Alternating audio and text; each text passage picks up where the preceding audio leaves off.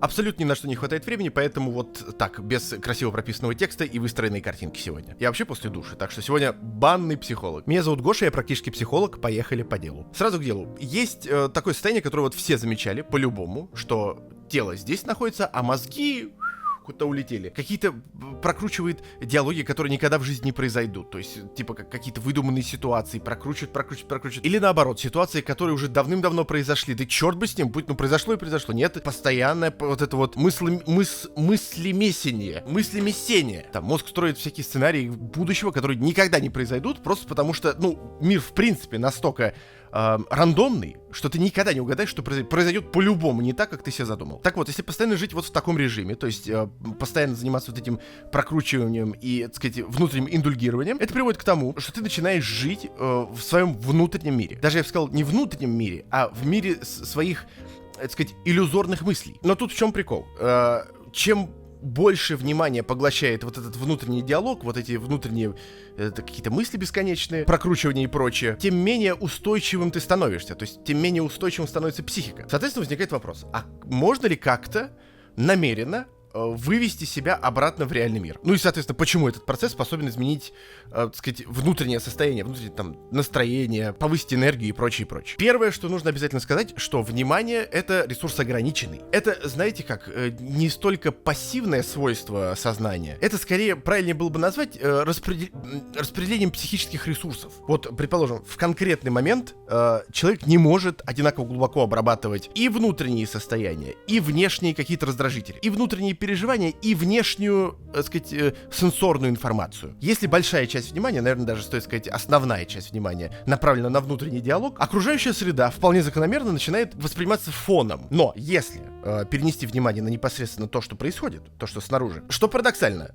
интенсивность внутреннего диалога, вот этих самокопаний, снижается, то есть усиливается то, на что ты обращаешь внимание, по сути. А как я всегда говорю, человек — это и есть внимание. Поэтому вот эти негативные состояния, они поддерживаются не столько самими событиями негативными, сколько, так сказать, способом, которым психика обрабатывает эти события. Тревога практически никогда не существует в настоящем моменте. Тревога, она такая штука очень подлая и эфемерная. Практически всегда тревога обращается либо к будущему, либо к прошлому. Если мы говорим про прошлое, то человек вспоминает какое-то событие, которое как-то там, скажем, неделю назад, месяц назад, год, несколько лет назад произошло, и, скажем так, это была какая-то стычка, там, не понравилась обоим оппонентам, и человек начинает копать и думать, знаете, как вот, типа, на улице с кем-то сцепился, потом пришел домой и стоишь такой, типа, да надо было вот так сказать ему, короче, надо было вот это сделать, а потом душечку, бам-бам, а там бугай 2 метра, что ты ему сделаешь? Вообще, руминация представляет собой многократное повторение одних и тех же мыслей без появления нового решения. В любом случае,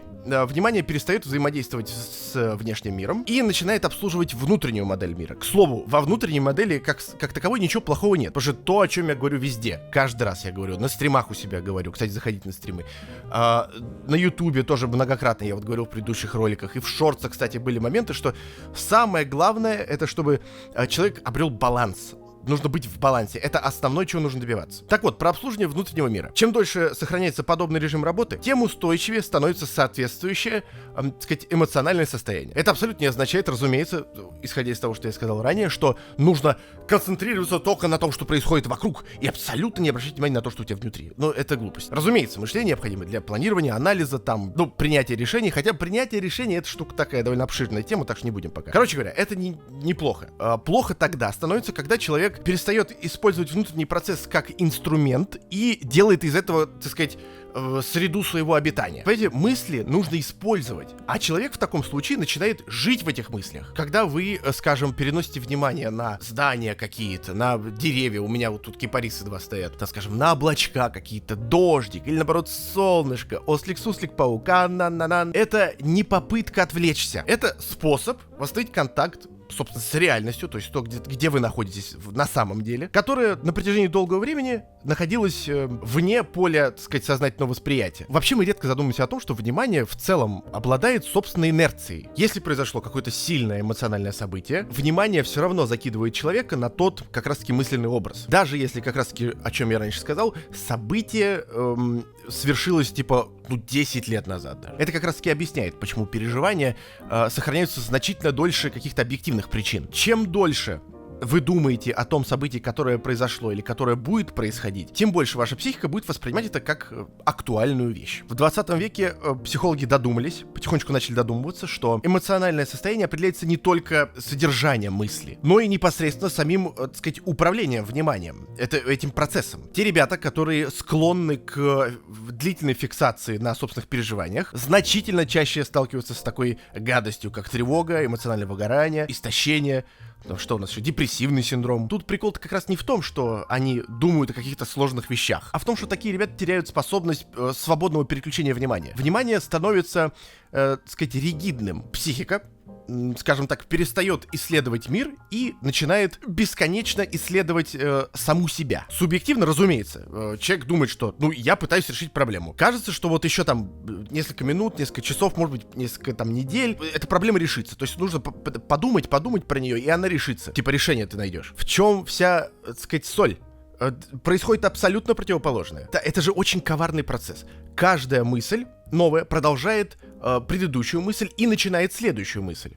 То есть это замкнутый круг. И каждая новая мысль порождает новые сомнения. Вот это, грубо говоря, и есть руминация. Количество мыслей новых увеличивается, а количество новой информации нет. И вот в этой воронке человек начинает обрабатывать, его психика начинает обрабатывать один и тот же материал по миллиарду раз. Вот поэтому я и говорю, что возвращение в реальность нельзя считать отвлечением от проблемы. Это просто прекращение непродуктивной обработки информации. Когда человек начинает сознательно замечать форму облаков, начинает замечать, всматриваться в листву дерева, в то, как геометрически выстроено здание. Внимание в этот момент находит новый объект для обработки. А что мы говорили раньше? Правильно, внимание уходит туда, куда ты его переносишь. Как раз в этот момент, когда ты переносишь внимание, снижается нагрузка на внутренний монолог. Разумеется, мысли не исчезают перманентно, просто типа оп, и нету. Думали про слона, и нет слона. Мысли уходят постепенно и перестают заполнять вообще все пространство в голове, психике, там, внутреннем мире и так далее. Возникает психологическая дистанция между человеком и содержанием его мышления. Как определить, что то, что с вами происходит, это руминация? Очень простой критерий: отсутствует результат. Продуктивное мышление, оно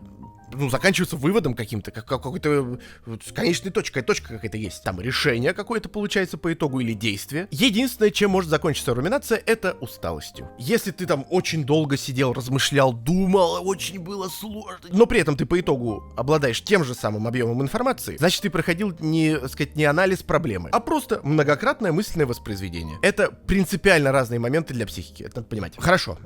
Разберемся теперь, почему такое простое действие может влиять на эмоциональное состояние. Тут восприятие внешнего мира и внутренний монолог, они конкурируют, по сути, за одни и те же когнитивные ресурсы. Чем больше внимания включается в непосредственное восприятие реальности, тем меньше ресурса остается для прокручивания тревожных сценариев. Осторожно, это не значит, что отрицательные эмоции подавляются. Почему снижается их активность, этих мыслей? Потому что психика перестает непрерывно поддерживать их собственной мыслительной активностью. Многие люди практически перестают смотреть на окружающий мир. И это понятно почему. Потому что мы живем в такое время, когда там, извините, и войны всякие идут, и кризисы, и пандемии, и что только не происходит. Соседа кошечка съела корову, а лисички взяли спички, подожгли слону ей. То есть дурдом на выезде. Конечно, что психика будет автоматически прятаться, потому что ей стрёмно. Типа главная задача эволюционная, главная задача человека — это самосохраниться. А когда ты видишь, что вокруг бесконечная опасность, конечно, ты будешь пытаться спрятаться, чтобы, опять же, сохраниться. В связи с этим человек выбирает наиболее безопасный способ существования и, соответственно, скажем, он ходит на работу, и он ходит всегда по одному и тому же маршруту, потому что этот маршрут стопудняк, там никакой проблемы не будет, или будет, но ты знаешь, откуда там выскочит гопник, например, или какая-то собака сумасшедшая, не знаю. У нас, кстати, есть, если вот эта улица, если по ней пройти туда, мимо, там у нас есть магазинчик такой красивый с цветочками, и вот если мимо него идти, там всегда есть 3 собаки. Они на меня постоянно кидаются. Они забывают, что я хороший, я им и колбаску, и то, и тут нет. Так вот, человек, который постоянно все делает одно и то же, на автоматизме, то есть ходит по одному и тому же маршруту, там, начинает завтрак с одного и того же блюда, человек просто перестает воспринимать это все. Мозг начинает экономить ресурсы и обрабатывает только то, что считает прям, во-первых, новым, а во-вторых, принципиально важным. По итогу, человек ходит по одному и тому же маршруту, раз за разом, и он уже абсолютно не помнит, что происходило в конкретный... Вот в этот раз. Вот ты дошел в этот раз до работы, что в это время произошло. Какого цвета было платьице у девушки, которая мимо прошла.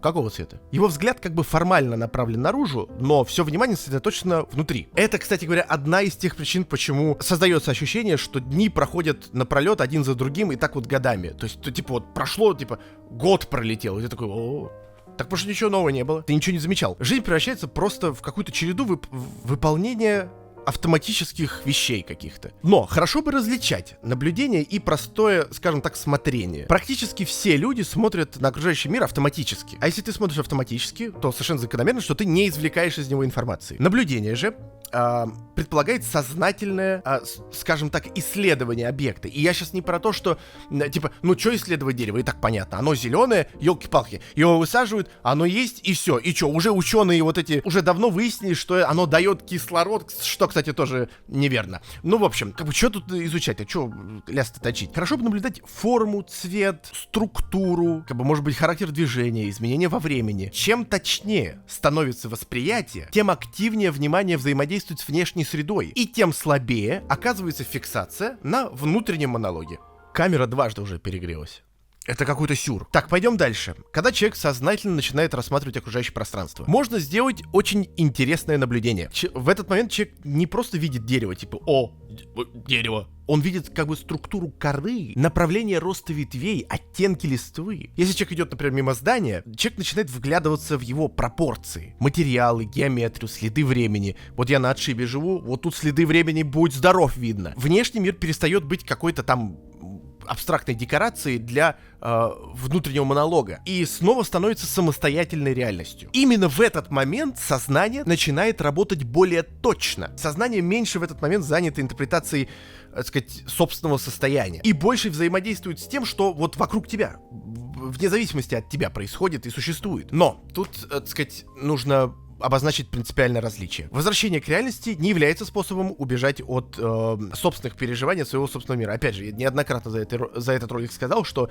это не одно и то же. Если человек начинает испытывать окружающую реальность как побег от внутренней боли, рано или поздно эта внутренняя боль вернется с еще большей силой, скорее всего. Тут весь прикол не в том, чтобы подавить эмоции, а как бы изменить режим работы внимания, натренировать внимание. Именно переключение внимания. Вот это такой момент. Само внимание у человека может быть развито очень хорошо. Он сидит, работает на какой-то очень такой работе серьезной, где нужна прям серьезная концентрация, прям нужно каждую детальку высматривать. Но это будет не то, это будет само внимание. А вот перенос внимания тренировать, вот к чему нам всем нужно прийти. Управлять вниманием своим. Собственно, в современной психологии это называется развитием когнитивной гибкости. Когда мы развиваем когнитивную гибкость, мы тренируем умение сознательно выбирать, на что будут потрачены психические ресурсы, а не бежать автоматически за каждой возникшей мыслью. К слову, один из позитивных аспектов этого, так сказать, мероприятия, то есть тренировка переноса внимания, как раз то, что когда хорошо натренируешься, ты сможешь как бы сам себе делать в хорошем смысле анестезию от внутреннего негативного состояния. То есть есть какое-то негативное состояние, там какие-то действительно тебе плохо, ты понимаешь, что какая-то есть проблема психологическая, ее надо решить, вот, но у тебя уже не хватает ресурса, ты дико устал, потому что ты замучился просто от этой мысли, но ее решить реально надо, то есть это не пустой звон какой-то. И для того, чтобы дать себе немножко ресурса, восстановиться, нужно перенести внимание, успокоиться, забыть на какое-то время об этой проблеме и потом к ней вернуться уже с силами. И гораздо проще будет решить эту проблему в таком случае. И в чем прикол? Такая практика не требует каких-то прям особых усилий. Что-то невероятно, не надо горы сворачивать. Какой-то лес, море, абсолютная тишина, забраться куда-нибудь на Эверест. Это... Есть любители, конечно. Есть такие в комментариях, кстати, кто на Эверест забирался. Достаточно просто выйти на улицу и увидеть действительно вот как оно есть. Все, просто асфальт. Трава. Еще тоже прикольно заметить, как меняется освещение в течение дня в Чечении. Кстати, не только увидеть, еще хорошо послушать, например, как звучит город, или там уехать в деревню, послушать, как птички поют, но надо тогда вот сконцентрироваться как раз на том, как вообще все это вокруг звучит, то есть перенести внимание полностью. Посмотреть, как люди ходят, если вы в городе, если в деревне, посмотреть какие-то хрюшки всякие-то, коровки, как они ходят, как они двигаются, прям перенести внимание. Это такой медитативный процесс, в хорошем смысле. Эти объекты, они существовали и раньше, но психика их игнорировала. Почему? Потому что все внимание было занято внутренним монологом. Если вы вот так вот эту практику введете в обиход к себе и будете постоянно этим заниматься, вы в конце концов начнете замечать, что мир вообще другой, он вообще необычный. То есть, оказывается, то же самое дерево в твоем представлении, внутри у тебя в голове, из-за того, что у тебя была нехватка ресурсов, воспринималось просто как какая-то палка, с зеленью. Но когда ты начинаешь всматриваться, я говорю, я сам это практикую, это делаю, и типа какие-то коричневые штучки, кстати, что это? Шишки, что ли? Нет, подожди, это же... Ну, вы поняли, в конечном итоге это может изменить не только, так сказать, эмоциональное состояние, но и сам процесс мышления, отношение к мышлению. В таком случае мысли перестают восприниматься как единственная реальность. Мысли становятся одной из психических функций, таких же, как вот там восприятие, память, воображение. Это важный психологический сдвиг, потому что пока человек полностью отождествлен со своим внутренним монологом, для него каждая мысль воспринимается как факт. Но как только получается переносить свободно внимание от внешнего мира к внутреннему и от внутреннего к миру, к внешнему, появляется способность, внимание, наблюдать мысль, а не жить внутри нее. Как раз в такие моменты и наступает, так сказать, появляется ощущение внутренней устойчивости. Не потому что там как-то мир изменился. Мир никогда не изменится, мы не можем ничего с ним сделать. Но меняется способ взаимодействия с этим миром. Эмоциональная устойчивость, она же определяется не отсутствием негативных мыслей, а способностью не удерживать на них внимание долго, бесконечно долго. Полностью исключить, разумеется, там страх, беспокойство, сожаление, ну, никак невозможно.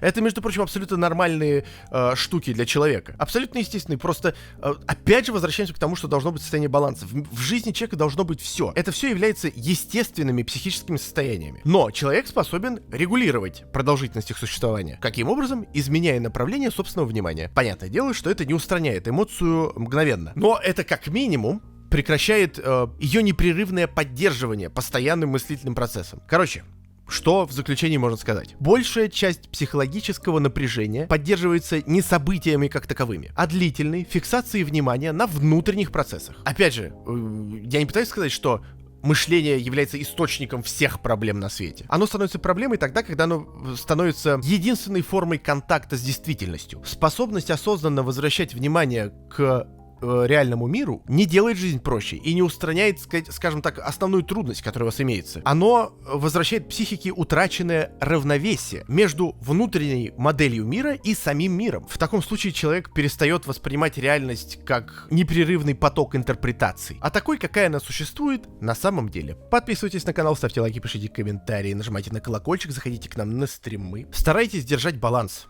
ребят, и быть здесь и сейчас. Это самое важное умение, какое мы сейчас можем приобрести в этом турбулентном, долбанутом мире. Возможно, вас что-то беспокоит, какие-то, может, у вас есть идеи для видео, прошу в комментарии. Ну, пока, я побежал.